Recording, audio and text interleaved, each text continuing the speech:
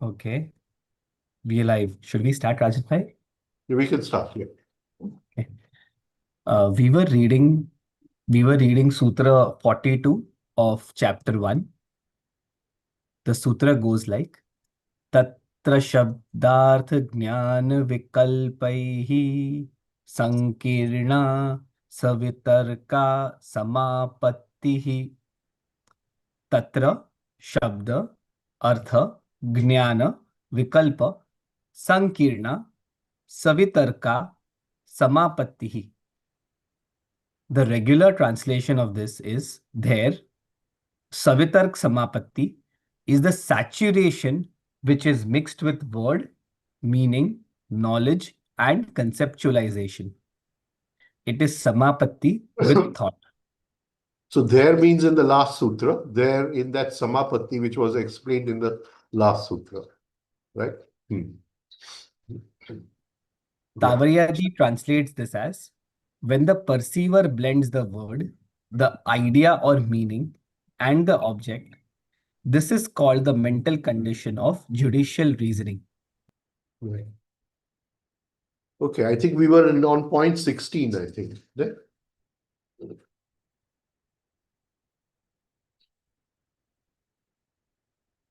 And we had said last time that we have now from Sutra 41 entered into the state of samāpatti. And samāpatti we will have said is the state of absorption, to be able to become one with whatever object is in front of the senses, right? So it could be music, it could be a statue. We took that as physical objects. And then we try to move into a deeper sensitivity of the objects, where last time we took the emotion of love, where we can dissolve into the emotion of love. Now, love is not something tangible to the senses, but it is still something which we can feel with our energy of sensitivity, right? So there is a sense. So there is a moving of from the gross objects towards the subtle objects. There is a movement from a gross objects. Now, so we leave love and we can move into anything. Supposing we are, taking any external form. It could be a waterfall or the sound of running water. So initially we move on the physical aspect, that is the sound. If the eyes are open, we can look at the water, look at the waterfall and try to dissolve into the scene of the waterfall, into the sound of the water. But then we can move to more subtle aspects of the waterfall, and that is the feeling of wetness. Now, in the feeling of wetness, we have not really become wet.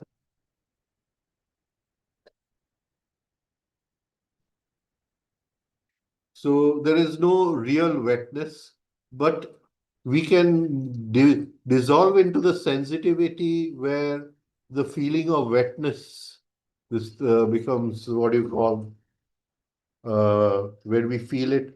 We can feel the molecules of water in our cells, and so we can feel this in different ways. We can move from the gross to the subtle.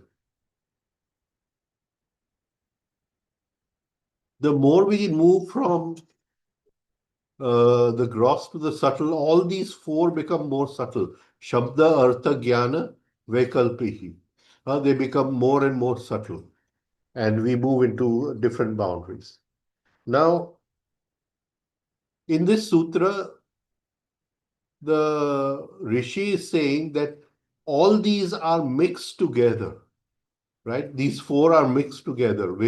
That is imagination, prior knowledge, the word, and the object which the word denotes. So the object could be waterfall, though it's denoting a waterfall. The object could be love, then it is denoting something much, what do you call, subtle than a waterfall. but it is still denoting something. So he's saying all these four in the mind, in the chitta. Somebody is Somebody's mute. mute, not mute. Done. Yeah. So all these four are together mixed in the mind. But the Rishi is saying that even though the student does not know they are separate, even though he thinks that they are mixed, right? Actually, all four are separate. Now, we'll just try to go into this a little.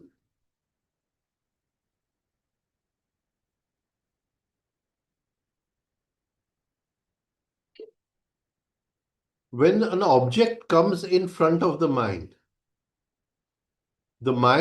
automatically divides itself into two parts. One is the seeing part and one is the seen part. Right? Now, the seen part goes through a process of ideation. So just now, don't put a drawing. Let me just explain first. Right? Then you can put the drawing. Yeah.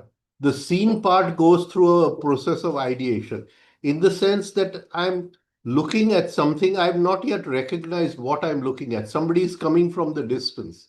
So initially there is a grasping. So the first step is that there is this grasping. We went into that in the last sutra, which we call the person who is grasping as grahit through, the one who is grasping, right? So there is just a that something is coming. What is coming with? Then the mind forms a concept of what is coming. Can you now you can draw it. There is an initial, or should I draw it? Up to you. You draw Whatever it. you. You know this, all this. We have discussed this many times, so you can draw this.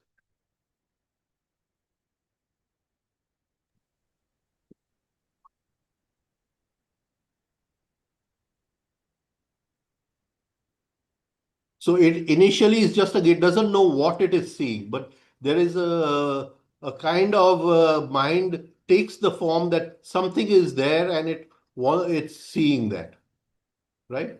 So now once the grasping is done, it now wants to recognize what it has seen, right?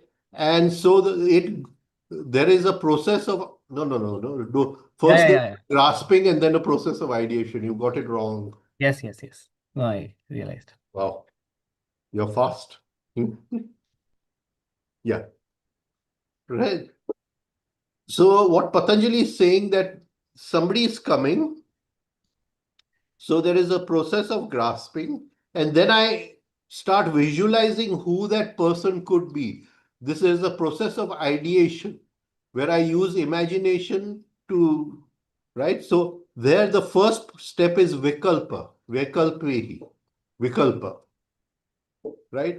So this process of ideation starts with vikalpa. Then comes prior knowledge. Oh, I recognize that person. Jnana.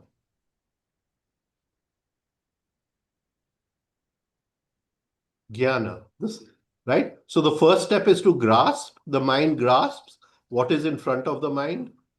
The second step is that it is now making an idea out of it. So this process of ideation we call as vikalpa, imagination.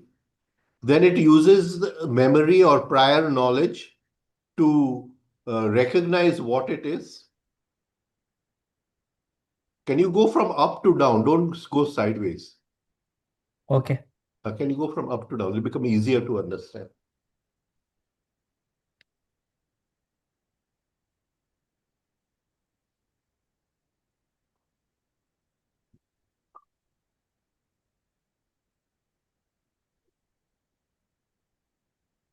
Prior knowledge, right? So it uses what is first is vikalpa, second is jnana.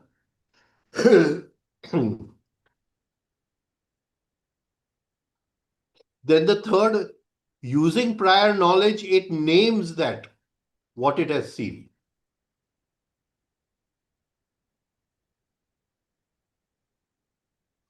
There is a naming process. This is called as Shabda.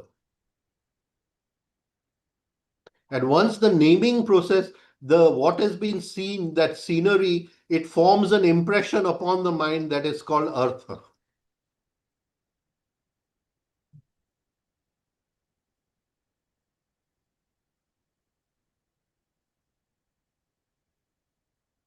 So Patanjali is saying, the Rishi is saying in this sutra that all these four are sankirna, they are mixed.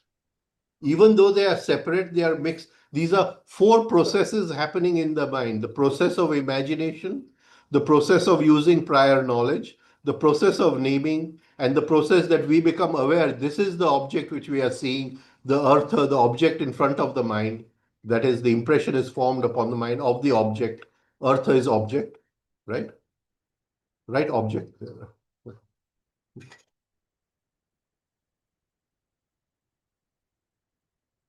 This naming is done in language.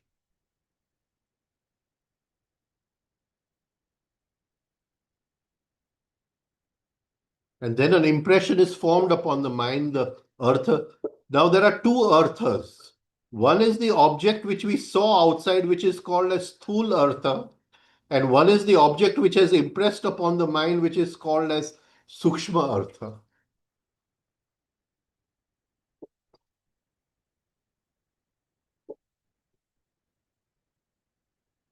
If this is not clear to anyone, please ask me a question, because later on I want to go deeper. If you all are willing, I'll go deeper into this process. We'll try to go much deeper into this process. But as a basic outline, have we understood this process? Right?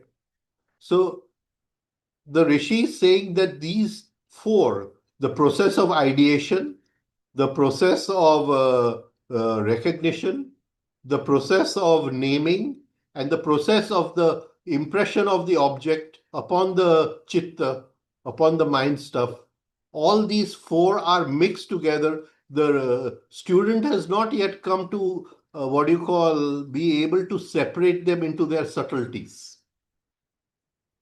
Right? These four are mixed together and he cannot separate them into their subtleties. But he's telling us that all these four are separate, right? And we will see that each one will have a separate pathway. Each one will have a separate science of working, right? So the object which is in front of the eyes or in front of the ears comes through the pathway of the senses, right? The ideation is done from the electric currents in the mind, that is imagination and recognition, that is prior knowledge, jnana, right? The naming is done from the knowing of language, the applying of language, and the sukshma earth which impresses upon the mind, the sukshma earth which impresses upon the mind, because of going through this process, it may not be the original earth which was seen outside. It may be something which is mixed with, which he says is mixed with memory, it is mixed with imagination, it is mixed with language. Anyone who has not understood so far, then otherwise we'll go forward in this. There is one query about Yeah. this imagination. Yeah. So generally, as we understand, whenever we do some imagination, there is something which is already there behind our mind, and from that we do the imagination. Yeah. So Vikalpa and Jnana are working together. Okay. Right? So we may say it is this person, it is this person. So one of the meanings of Vikalpa, actually the original meaning in Vedantic times of Vikalpa was alternation, right? Right. So the original word came from the use in the Vedic times of the yagnas, and in the yagnas, in place of ghee, you want to use something else. So what is the Vikalpa? Right? That was the later on in the Rishi's time, that is in Patanjali's time, the meaning took on a much more elaborate meaning of the word. But in Vedic times, this was the original meaning of the word Vikalpa. So vikalpa means what alternate do I have? What option do I have? Right? When we say there is imagination, Vikalp so. already there is some kind of knowledge or some kind of memory pattern or something is there behind which is coming up as an imagination, right? Yeah, there is some imagination, but it has still not led to recognition. Right.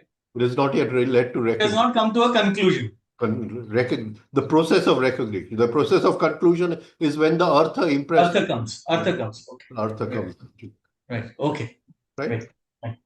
See, try to understand. Gurdjieff's science starts from artha. Correct. The rishis have gone much deeper. Right. Right. Gurdjieff says when the impression food comes in, that is after the sukshma artha is impressed upon the mind. Right. Rishis are saying that these four processes happened even before that. Right. And they are separate, even though the student or the sadhak thinks they are sankirna, mixed together, they are actually separate processes. Right. Thank you. Now we'll go into the sutra, word by word. Sorry, Rajamama, I have a question. Yeah, please. Names? I can't hear. Can you speak a Yeah. little louder? Hi, can you hear? Yeah. Okay. So isn't it the impression comes first and then words comes, like naming later happens? Earlier, I think somewhere you said that. There is an inner discussed- naming process, and that is why the impression comes. Okay, I'm still confused a little. Okay, I wanted to go deeper into this later on, but I'll go into it now. Okay. Right? Yeah. Now, how do these processes work in the mind of God, that is in the cosmic mind, in the universal mind? So, first, there was an idea formed, an ideation formed, an idea formed that he wants to create the universe. Okay. Just tell me if you're understanding each Yes. which I've Yes. tried. Yeah. Right? He's saying that they want to create the universe. Right? Then there's a process of architecture that now he wants to create a cow. What are the properties of the cow? So that is vikalpa. Yeah. You understand it? Yes. Then the knowledge of how to project this vikalpa, that is that that cow, which is the earth. It is the earth in the mind of God. Okay. In the cosmic mind. Okay. Yeah. Right. So the object, the earth, is in his mind, and he wants to project it on the physical screen of life. Right? Okay. Yeah. So how did he project it on the screen of life from the subtle object in his mind? He projected it on the screen of life, right? Yes. How did he project it? Okay, yeah. So he has to give some words after Yes, the basic he used sound, which sound. would the forces in that sound recreated the architecture which he had as vikalpa. Can you understand? Yeah. The forces in the sound, they recreated the architecture which he had as vikalpa, and that architecture was projected onto the screen of life. Okay, wow. Okay. Now, right? So Yeah. now let us take a small example, a very simple example of the word cow. Right? So the word cow means gau. Yeah. Right? In Sanskrit, we call it as Go. gau. So he says, now I want the cow on the screen of life. Right? So he made the architecture of the cow. Yeah. You see, these steps are going in opposite direction. Exactly. Yeah. Try to understand. They're going in opposite. He made the architecture of the cow, right? Yes. Then made the knowledge, that is, what are the properties of the cow. And then he used a mantra called Gau, right? Okay. To Yeah. project that cow onto the screen of life. Okay. Okay. Now, what is the screen of life? It is in the Shastras, the screen of life is called as Akash Tattva. Okay. Right? Yes. So Yes. how was the first language created? How was the first language created? That cow is moving in Akash Tattva. So it was all sound first and then, Yes. okay. So, and because that cow is moving in Akash Tattva, it is giving off a mantra which is its, what do you call, its presence with the friction of Akash Tattva. Okay. And that is the sound called Go, and that is the sound which he used to project it on the screen of life. Okay. Oh my God. This is mind-boggling. Okay? Now Yes. we Yes. go into this process again. Is this, am I Clear. Yes. you're Yes. getting clear on this process? Yes. Yes. It's not just mind-boggling, it is fascinating. Also, Yeah, it is actually. right? Now, I see an animal. Hmm. So I say it could be cow, it could be bull, it could be this. These all these alterations are going on. Vikalp is going on. Hmm. Hmm. Then the prior knowledge, cow, Okay. right? Yes. And Yes. the minute I say cow inside, in the subtle mind, I'm not talking, I'm not saying it outside. Can you understand? Yes. Yes. Yes. Yeah? Yeah. The forces which the cosmic mind used to create it on the screen of life, the same forces are activated and it is projected on the screen of the chitta. Oh, okay. Wow. I don't know if I've been able to explain. Yes, yes. So it happens everything upstairs before in our mind it comes. It happens in a very I don't Yeah. have the right words, but So something he, happens in our he projected from Sthul Earth to Sukshma Sukshma. to Sthul Earth. We are projecting from Sthul Earth to Sukshma Earth. Sukshma. Yes, yes. Now got it clear. Yeah. Oh my God. This is really fascinating. Can you see the depth to which the rishis have gone into this? We can. Yes. If you all are all ready, I want to bring in Tavariaji Sahib science later on into this. Yes. But I don't want to confuse people, so I don't want to, do it immediately. Yeah. Yeah. Okay. Thank you. Yeah, I can relate But now. I now, little understand. Yeah, yeah. better. Thank you. So, right. So he's saying that all these four are mixed in the mind of the chitta of the student. Rajan bhai, one quick question. Yeah, please. In this latest process that you just mentioned, Hmm. the shabd that is used to project, there was one shabd that was used to project by God on Akash Tattva, and there is another shabd that is used by us to project it on the screens of our mind. Yeah. These will be different, right? Our shabd might be based on our memory, for example. Yeah, so then, culture came in and languages changed and all. But in the end, the process is the same. Yes, yes. I may use the word cow, somebody else uses the word cow, but it still creates the shape of a cow on the screen of the mind. Yes. Can you see the process involved is the same? I hope we don't have to go one more Saturday into this sutra. We're going too slow. We're going, right? Okay, we'll go first into the sutra and then we'll this thing. So the sutra begins with the word tatra. So there, with regard to the samāpatti with which I was talking about in the previous sutra. Now, samāpatti in Buddhism is equivalent to samadhi. But here we can say the rishi is not saying it is ultimate, it is a form of absorption. It is a form of a higher identification, not the lower mechanical identification which we talk about. It is a form of higher identification where we become one with this thing. And when we become one with any object, whether it is a physical object or a subtle object, then attention suddenly becomes free. Till then, attention was always being seduced by the object, always being attracted to the object. Now, the minute attention becomes free, it falls back to the source where it came from. And the source is the inner, what do you call, the inner soul inside. And that is why there is a glimpse of that soul. But when we go deeper into this, so he calls this as samāpatti, samāpatti. Right?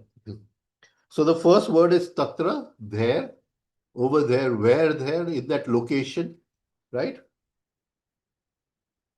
So the Rishi is saying in my last sutra, I gave you a general, what you call, definition of what is samāpatti. Now I'm taking you to a first step in this samāpatti, in which the samāpatti is such in which imagination, knowledge, word, and object are all mixed together, even though these are separate, right? Another word we can use for vikalpa is conceptualization. There is a process of ideation. There is a process. Who has come in front of me? What is this? So we are still creating the idea inside, still conceptualizing the idea inside, right? So there is that. We can also use the word as conceptualization. The word samkirna is plural, so it means all four. Huh? All four. Now, try to understand. He has used this word vikalpa before when he was describing the vrittis, where he said Shabda Jnana Anupati Vastu Shunya Vikalpa. Right? So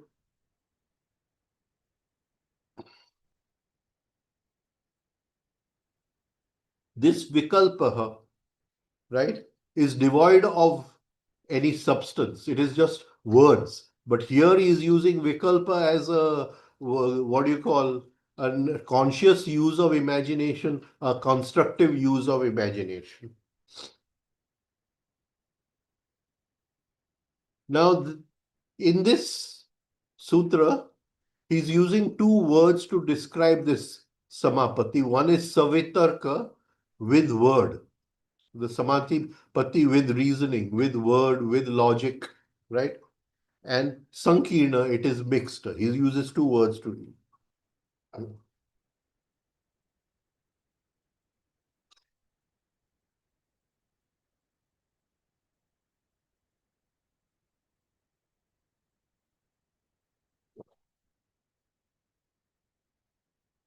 Now, this word shabda and artha are both very deep words. Shabda and artha. Even vikalpa, there is a cosmic imagination and there is the imagination of the individual mind, right? So now the word shabda is, it goes back right to the original word where the universe was created, right? And we went in that into the previous sutras when we were talking about pranav. So all words are part of that original word. Similarly, all earth, all objects. Now another what do you call, meaning of the word artha we can take as meaning. Meaning, the object, the meaning. And there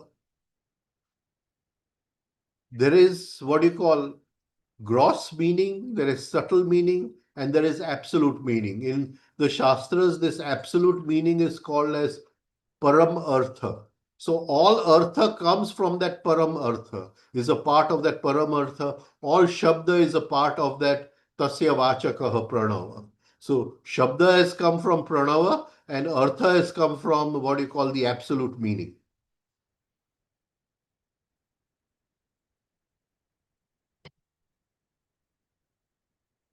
Now, the word Shabda, it means to make something evident, to impress upon the mind.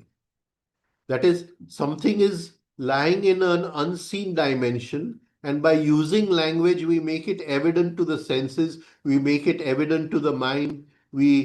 So there is a kind of it is like a causative word in which there is the desire to make something appear when we use the word shabda. to make something evident to the mind. But it is in the form, it has the sentiment of causation. It has the sentiment of causation. Now, the word artha, meaning, but not just meaning, not just something which has a purpose, something which it comes from the root ru, to achieve, to go. But again, this root ru took many changes from the Vedic times to the time of the Rishi Patanjali. In the Vedic times, one of the meanings of it was to enjoy, something which can be enjoyed, the capacity to enjoy, to enjoy. So all objects in life are created for our enjoyment. Artha, all objects are created for our enjoyment. So later on, it took on a different meaning, and it the object, but not just object, in which there is a purpose involved. That is, we want to achieve that object, we want to understand that object, we want to go towards that object.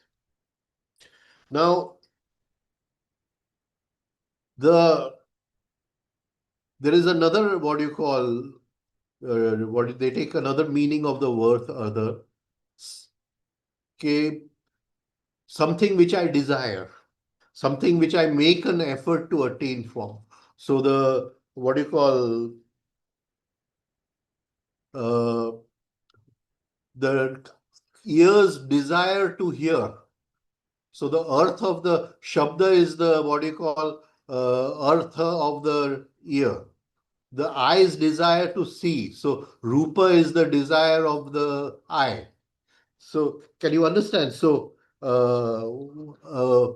what do you call, a different, what do you call, meaning also was taken, and that meaning was that what is the purpose of the five senses? So the purpose of the five eyes is to see, the purpose of the ears is to hear, etc. Nose is to smell, right? So that was also ru, to go, to move, to attain. So from that artha shabd came. But there was the eyes are asking to see. There was a kind of, what do you call, urge inside. There was a kind of asking, upayanchya nam, what do you call, a kind of asking, that the ears are asking to hear, not just that this is the earth of the ears, but in that there is an asking, they want to hear. So there are five elements, and there are the subtle vibrations of the five elements called the tanmatras, right? What we call as rupa, rasa, gandha, sparsha, and shabda.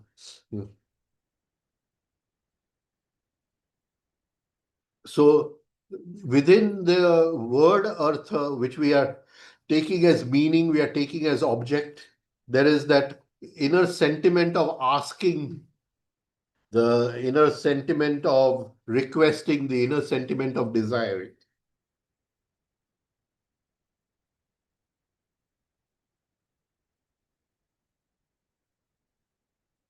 Now, the word jnana, jnana does not mean any information. Huh? It does not mean any information. It means to understand something deeply, to know something deeply. It comes from gna, to know. The state of knowing, the state of understanding. So artha or object moves from the senses, shabda moves from the mind, and jnana, that is prior knowledge, are the, somebody is asking to just take that question. Somebody has put a question. I think it was Yes. Mr. Kundra. Mr. Kundra, do you want to unmute yourself and ask your question? Can you hear me? Yeah. Yes. Yeah. No, you had mentioned that you'll be also covering Tavariaji's assertion. What is his thing? That's my request, that do bring in his thought also. So his is a very deep science.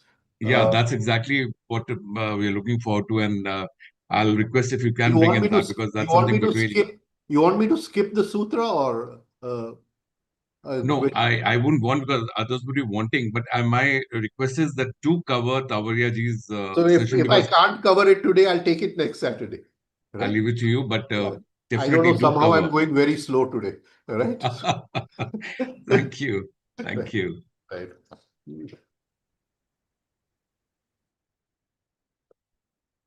Now, intrinsic in the word jnana is there is a light of understanding. There is a kind of inner awakening. I've understood what is being said. I've understood this is a cow. I've understood it is this person. I've understood the sentiment of love. Right? So, in the word jnana, there is the act of knowing, but not just knowing anything. There is a kind of inner awakening to that knowing, an inner understanding to that knowing. Like I said, the word vikalpa from Vedic times made an alternative in the yagna. What can I use in place of this? Right? Uh, is this right or is this wrong? That could be a vikalpa. Should I do it or should I not do it? Right. So when vikalpa is a vritti, then it is daydreaming, misuse of imagination, where imagination is happening automatically. And here vikalpa comes in the what you call process of samāpatti. And so it is not, it is a constructive use of imagination. So it comes from the word kalpa, to put everything in order, to place everything, to create an architecture, an arrangement. And kalpa, because imagination can also be of the impossible, so they put this thing, it applies to both the capable and the incapable, which cannot be capable. Samartha, asamartha.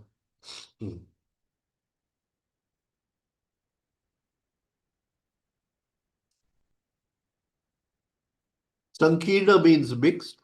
It comes from the root kru, to do, and sum together, to do everything together, completely mixed together, blend. Now, Tavariaji has used the word blended.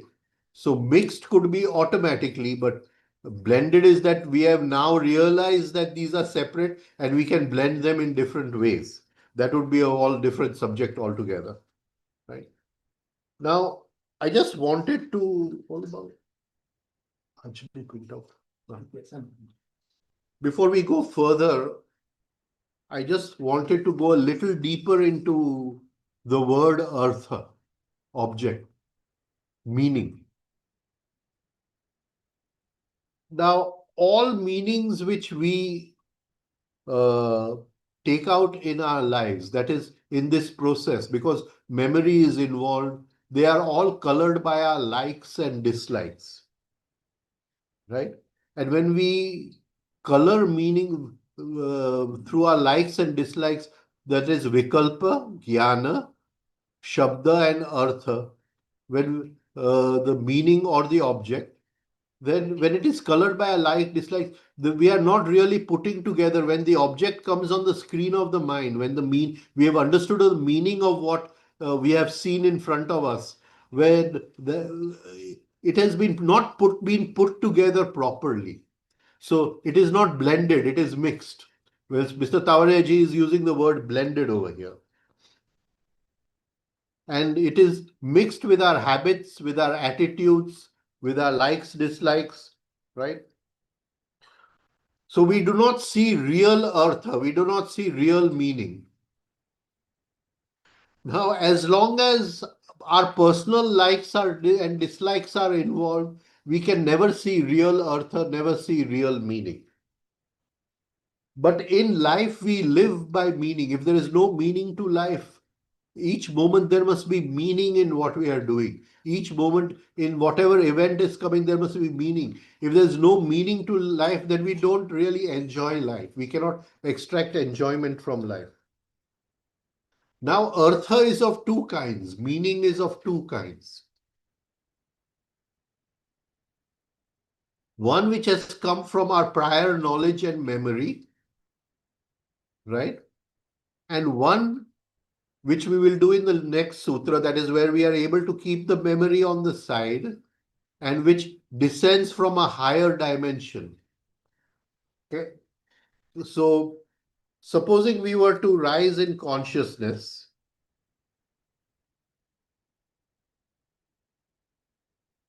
I don't know if you can see these lines, right? Can you see these lines? Yes. Yeah. Okay. Now, supposing our level of consciousness is this lower line. Level of consciousness is this lower line, right? Where this lower line is. And we take out a meaning appropriate to this level of consciousness. And that meaning is what do you call memory?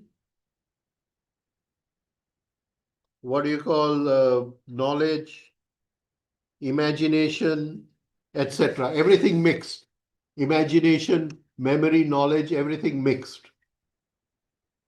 Then that is what do you call a meaning of this level of consciousness, my level of being, what we call. I have taken out a meaning according to my level of being.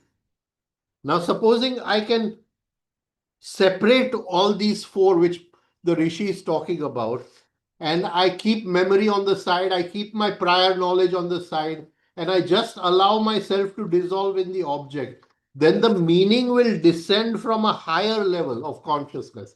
It will descend from one higher level. I will get a higher meaning of the object rather than the one, that this is a rose flower and rose flower has this thing that is from my memory. But if I put all that on the side and I can become one with the object, then there is a descent of meaning. Avtaran thai છે.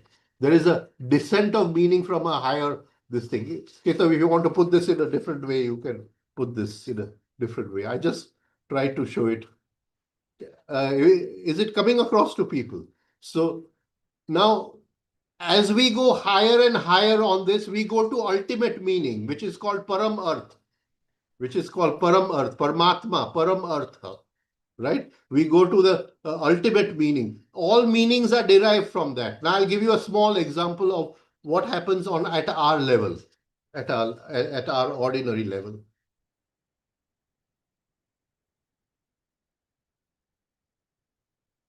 Somebody, now I am at this lowest level, So somebody from outside has insulted me, right? Or done something to upset me.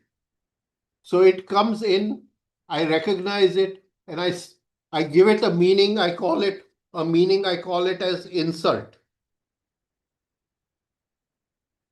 I call it as insult. So this is a meaning. This goes opposite when I'm putting it here.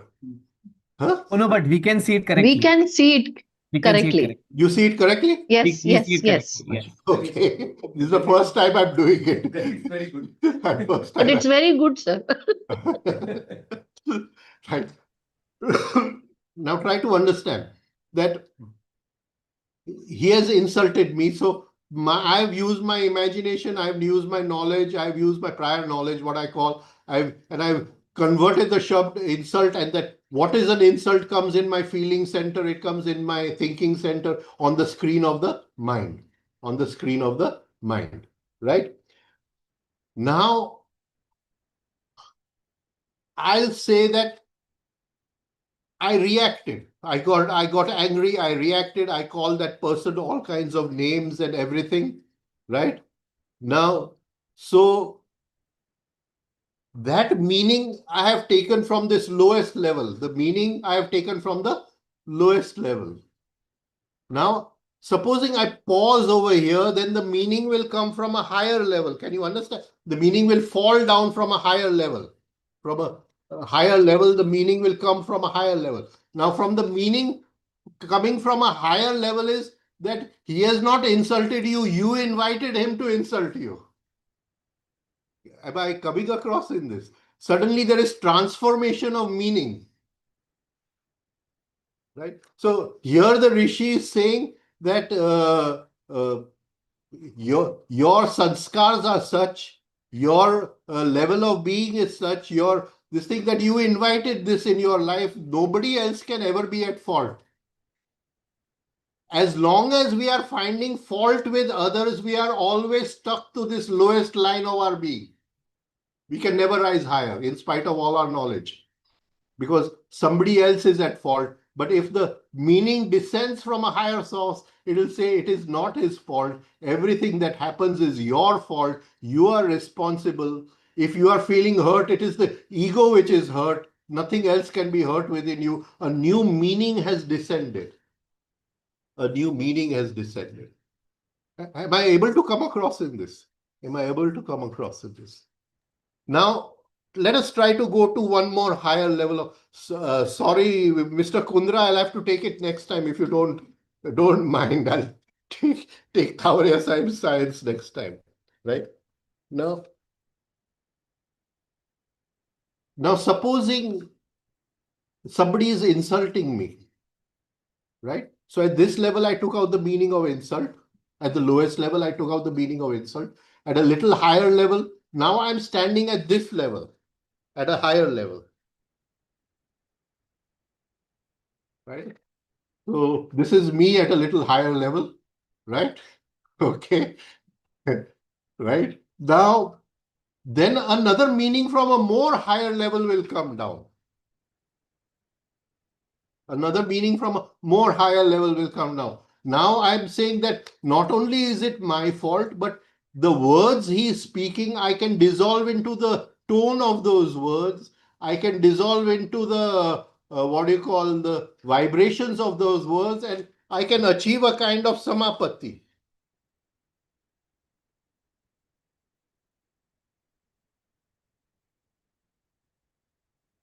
A kind of absorption, so I say whatever he has said, he has spoken the word of God because I have dissolved into it. It may be an insult. So at the lowest level, I took out the meaning of insult. Little higher level, I took the responsibility, not his fault. If I am angry, it is my fault. It is nobody else's fault. At a much higher level, I am not listening to his insult. I'm listening only to the Omkar, the vibrations of his words. I've dissolved into them, and I'm listening to the ultimate earth in his words. So Artha has very deep meaning. It comes from the highest Artha. It falls down as our level of being falls down the earth, the levels of earth. So where a person is, if I want to decide where I am on this path, on this journey of spiritual, as long as it is somebody else's fault, as long as I'm blaming somebody else, as long as somebody else has upset my life, I'm still at the lowest level. I may be practicing Omkar, I may be doing all the exercises, I may be doing everything, but my being is at the lowest level because I'm still taking it as an insult. I'm still taking it as somebody has upset me. I'm still taking it as somebody is putting me down. Am I coming across in this? Am I coming across in this? Right. So, Rajan uncle, huh.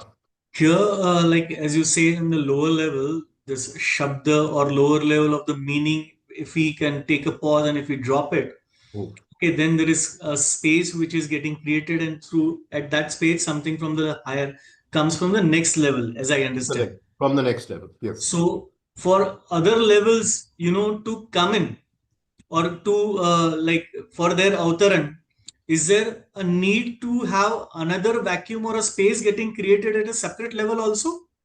We have to establish our center of gravity at the next level. Okay. We'll keep being pulled back by the lower level because it has gravity. Gravity is on its side. Right. Gravity means the momentum of all memory patterns, the momentum of all sanskars, right? Gravity is on its side. It will keep pulling us down. But once we are established at that level, right,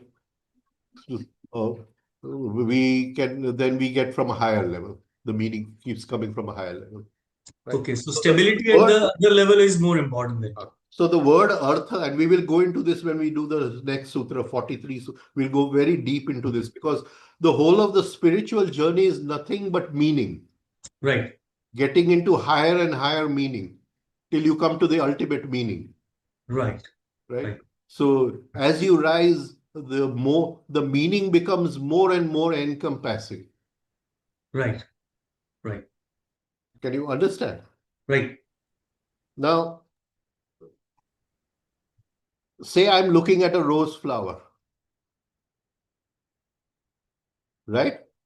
And my memory is coming in. This is a rose. This is this, everything. Now, suddenly I put my memory on the side. Right. Then what do I feel? What do I feel? I may get some higher meaning of, looking at the same thing without my memory patterns. What will I feel first? What will So, supposing you and I are living in the same house, okay. and I hear and I know your footsteps on the what do you call staircase. Right. So I hear these footsteps. I'll say, who is coming? Right. Sanket is coming. Right. Right. So the footsteps gives me a feeling of your presence. Right. Right. When I'm what you call dissecting a flower, this is called rose and it has a beautiful fragrance and what a beautiful flower. Am I sensing its presence or am I bringing memory on top of it? It's bringing of memory and not sensing the presence. Right. Now, when I keep memory on the side, I say suddenly Sanket has come that, Right. I feel not the rose as a flower, I feel the rose as a presence. Memory. Presence. I Okay. feel the rose as a presence. Presence. Now, when presence goes into higher meaning from ordinary earth towards param earth, Okay. right? In this what do you call, in this process of samāpatti, I am now sensing the rose as a presence, Right. right? So as this goes in, then is my presence separate from your presence? No. Then Not. So as I go into higher meaning, I suddenly see I am the rose flower because it is my presence only. There is no need of self-remembering because it is automatic self-remembering. I am the rose flower. Right. So Right. what Krishnamurti says, the observer is the observed. Right. Can you understand what I'm trying to say? So Right. initially, I am looking at the rose flower through memory. Right. I'm looking through the rose flower. If I'm a botanist, I may have much more prior knowledge about the rose flower than anyone else has. Right? Right. Suddenly, I put this all on the side. My Right. attention gets free, and I sense the rose flower as a presence, like I sensed your presence. Right. Right? Right. This presence is totally different, devoid of imagination, devoid of what do you call memory, right? Right. And it is just a sensitivity. Right. Right. Now, what is the difference in sensing your presence coming down the stairs and my sensing you as a presence, which is my presence, or I'm sensing the rose flower as a presence, which is my presence? What will the difference be? I mean, we have gone off the track a little, but Not able to get it.